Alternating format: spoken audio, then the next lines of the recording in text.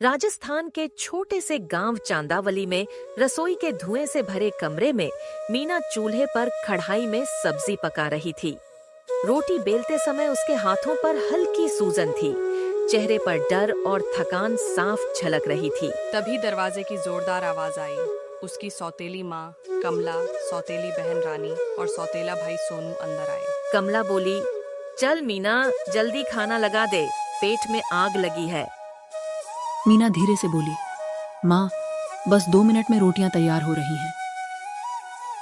कमला गुस्से में आकर उसका हाथ मोड़ देती है। माँ छोड़ दो, दर्द हो रहा है।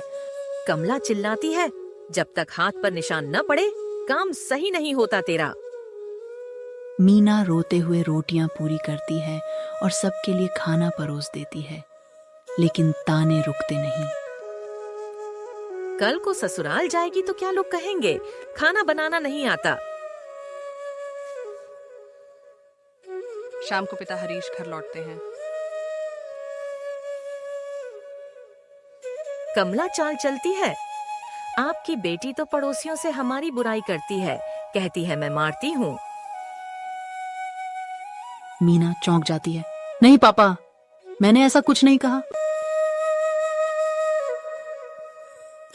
मीना, अब तेरी जुबान भी चलने लगी और एक जोरदार थप्पड़ जड़ देते हैं। मीना रोते हुए कमरे में चली जाती है। खिड़की के पास बैठकर आसमान देखती है।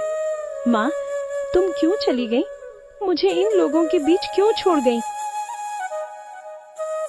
अगली सुबह मीना फिर किचन में 2 रोटियां रह जाती हैं। कमला गुस्से से आती है और मीना का हाथ तवे पर दबा देती है। मीना चीखती है, माँ छोड़ दो, जल गया। लेकिन कमला नहीं रुकती, हाथ लाल पड़ जाता है। मीना रोते हुए बाल्टी में हाथ डालती है। माँ, तुम होती तो ये दर्द नहीं होता। इसी दौरान गांव की औरत गीता का रिश्ता लेकर आती है। कमला जल्दी से मान जाती है। हाँ, इसे जल्दी घर से निकालना है। रिश्ता आता है अजय नाम के लड़के का, जो मेहनती और समझदार है।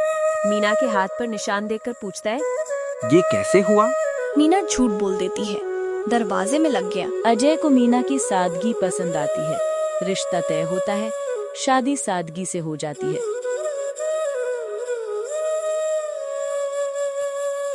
मीना का गृह प्रवेश होता है। सास लक्ष्मी देवी प्यार से आरती करती हैं। मीना डर जाती है जब सास उसका हाथ पकड़ती है। सास पूछती है, बेटा डर क्यों रही हो? मीना मुस्कुराती है, कुछ नहीं, पैर फिसल गया था। लक्ष्मी देवी प्यार से कहती है, अब तू हमारी बेटी है, डरना नहीं। पहली रसोई में मीना रोटियां बना रही होती है। पीछे से ननद सुजाता धप्पा करती है। मीना डर कर चिल्लाती है, मत मारो मम्मी, छोड़ दो। सुजाता हैरान, भाभी मैं तो मजाक कर रही थी। धीरे धीरे दोनों में प्यार बढ़ता है। सुजाता उसे अपनापन देती है। भाभी अब आप मेरी दोस्त हो। धीरे धीरे देवर रवि, सास ससुर और पति अजर उसे खूब प्यार देने लगते हैं। मीना महसूस करती है, ये घर डर का नहीं, प्यार का है। रात में मीना डर से उठ जाती है। मत मारो मुझे, मैं रोटी बना दूंगी। अजय जाग जाता है। मीना सब ठीक है? वो उसे पानी पिलाता है। डर मत, अब मैं हूँ। बेटा मायके नहीं जाओगी? मीना हल्की मुस्कान से कहती है। हाँ मम्मी जी, कल चली जाऊंगी। मायके में कमला फिर ताने देती है, अब तू बड़ी घरवाली बन गई है, पैसे निकाल, और हाथ मरोड़ देती है। मीना दर्द से रोती है, लेकिन कुछ नहीं कहती। वो सारे पैसे दे देती है। ससुराल लौटने पर सास हाथ पर निशान देख लेती है। बेटा ये चोट कैसे? मीना टाल देती है। कमला धमकी देती है कि पैसे नहीं भेजे तो तेरी बदनामी करेंगे। रवि गुस्से में बोलता है, अब से मेरी भाभी का तुमसे कोई नाता नहीं। परिवार के सामने मीना सब सच बताती है। माँ की मौत, सौतेली माँ की मार, जले निशान, ताने, सब सुनकर सास की आंखें भर आती हैं। बेटा अब तेरा असली घर यही है। सास ससुर देवर ननद पति सब उसे गले लगाते हैं। मीना के चेहरे पर पहली बार सुकून दिखता है। अब मुझे डर नहीं लगता, मुझे मेरा असली घर मिल गया। जिस लड़की के बचपन के निशान दर्द की कहानी थे, उसी के प्यार ने अब एक नया घर रोशन कर दिया। छोटे गांव, शिवगढ़, बरसाती मौसम, नदी किनारे बसे कच्चे घर। सुबह का वक्त है, आसमान में हल्के बादल हैं, खेतों से धुआं उठ रहा है और हवा में मिट्टी की भीनी खुशबू घुली हुई है। कैमरा धीरे धीरे एक छोटे से घर की तरफ बढ़ता है। टूटी छत, दीवारों पर पुराना पलस्तर और दरवाजे के पास बैठी एक औरत, सीमा। सीमा धीरे धीरे बच्चे को गोद में लिए बैठी है। बच्चे की तबीयत खराब है। सीमा धीरे से, अरे आरफ बस बेटा, थोड़ा और सहले, मैं अभी दवा लाती हूँ। बारिश की बूंदें जैसे सीमा की हालत का मजाक उड़ा रही थी। उसके पास पैसे नहीं थे, पर उम्मीद थी कि आज उसकी बहन मदद करेगी। गांव की दूसरी छोर पर बड़ी हवेली जैसी कोठी खड़ी थी, रिया का घर। रिया सीमा की छोटी बहन, जिसकी शादी गांव के सबसे अमीर व्यापारी विक्रम से हुई थी। कैमरा हवेली के अंदर, नौकर चाय सर्व कर रहे हैं। रिया शीशे में खुद को देखती है। रिया अहंकार से, विक्रम आज बारिश कितनी प्यारी लग रही है ना? विक्रम, हाँ लेकिन खेत में पानी भर गया है। चलो अच्छा है, फसल बढ़ेगी। रिया के पास सब कुछ था, पैसा, घर, गहने, सिवाय एक चीज के, दिल की नरमी। सीमा अपने बेटे को कंबल ओढ़ाती है। आरव, माँ जल्दी लौट आएगी बेटा, दवा भी लाऊंगी और शायद दूध भी। आरव कमजोर आवाज में, माँ आज बारिश में मत जाना, भीग जाओगी। सीमा मुस्कुराते हुए बोली, अगर माँ नहीं जाएगी तो तेरा इलाज कौन करेगा? और सीमा चल पड़ी उस हवेली की तरफ जहाँ रिश्ते तो थे पर अपनापन नहीं था। कैमरा हवेली के दरवाजे पर बारिश से भीगी सीमा दस्तक देती है। रिया तेज आवाज में, कौन है? मैं हूँ रिया, तेरी दीदी सीमा। रिया हल्का सा ताना मारती है, अरे दीदी तुम इतनी भीगी हुई, ये हाल क्यों बना रखा है?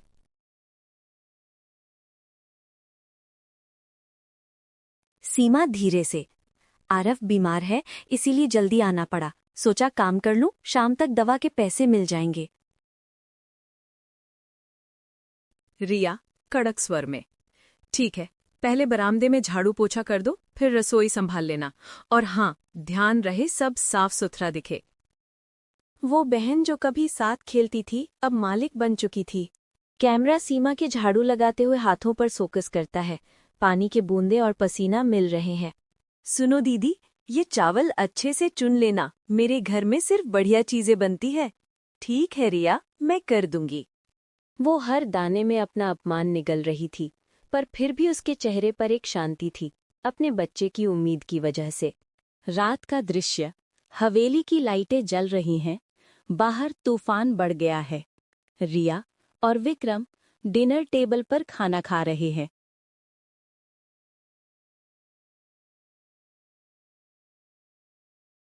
अरे दीदी, ये बचा हुआ खाना ले जाओ, वैसे भी कल नया बनेगा। ठीक है रिया। रिया आधे जली रोटी और बासी दाल थैली में डालती है। सीमा के हाथ में थी एक थैली जिसमें खाना नहीं, बेइज्जती भरी थी। बारिश तेज होती है, बिजली चमकती है। सीमा जंगल के रास्ते चल रही है। वो रोते रोते शिवनाग मंदिर के पास पहुंचती है। वही पुराना मंदिर जहां गांव वाले मानते थे कि सच्चे दिल से मांगी दुआ हमेशा पूरी होती है। सीमा रोते हुए, हे नाग देवता, अब मुझसे नहीं होता, मेरे बच्चे को बचा लीजिए या फिर मुझे यहीं सुला दीजिए। बिजली चमकती है और मंदिर में एक हल्की सुनहरी रोशनी फैल जाती है। उस रात बारिश नहीं, दया बरसी थी। सीमा घर लौटती है, थैली हाथ में। आरव कमजोर आवाज में, माँ कुछ लाई? सीमा थैली खोलती है। थैली से मिठाइयाँ, दूध और ताज़ा रोटियां निकलती हैं। आश्चर्य से बोली, हे भगवान, ये कैसे? वो चमत्कार था जिसने भूख को स्वाद में और आंसू को दुआ में बदल दिया। अगली सुबह नया उजाला, घर में खुशबू। सीमा के पति की तबीयत सुधर चुकी है, बेटा खेल रहा है। नाग देवता ने हमारी सुन ली, ये वरदान है। कभी जो झोपड़ी थी अब वहां सुकून था और दीवारों पर खुशियों की रोशनी। मालकिन, आपकी दीदी अब बहुत अमीर हो गई हैं। रिया चौंकते हुए, क्या? वो कैसे? जहाँ अपनापन खत्म होता है वहीं जलन जन्म लेती है। रिया अपने पति से, वो तो गरीब थी, अब इतनी अमीर कैसे? शायद भगवान ने उसकी सुन ली होगी। नहीं, मुझे भी वही करना होगा। उसने सोच लिया था, अगर दया से दौलत मिलती है तो वो झूठे आंसू बहा लेगी। रात, तूफानी मौसम, रिया मंदिर पहुंचती है। रिया, रोते हुए बनावटी, हे नाग देवता, मैं बहुत दुखी हूँ। मेरी बहन ने मुझसे सब छीन लिया है, मुझे भी वरदान दो। नाग देवता की आवाज गूंजती हुई, झूठी स्त्री, तेरे दिल में ईर्ष्या है, तू सच्चाई से नहीं आई। रिया डरते हुए, नहीं, मुझे माफ कर दो। पर अब देर हो चुकी थी, वरदान नहीं, श्राप मिला। रिया घर लौटती है, कैमरा धीरे धीरे बदलते दृश्यों पर। हवेली की दीवारें झड़ती हैं, गहने पत्थर में बदल जाते हैं और विक्रम गिरा पड़ा चिल्ला रहा है। मैंने कहा था लालच मत करना। रिया रोते हुए, मैंने सब खो दिया। उसका घर मिट्टी में बदल गया, जैसे उसके दिल की नरमी पहले ही मर चुकी थी। बारिश रुक चुकी है और आसमान साफ है। सीमा अपने बेटे के साथ मंदिर जाती है और चुपचाप दीपक जलाती है। सीमा के अनुसार धन नहीं, बस संतोष चाहिए। नाग देवता मुस्कुरा रहे हैं, क्योंकि सच्ची दौलत वही होती है जो दिल में होती है।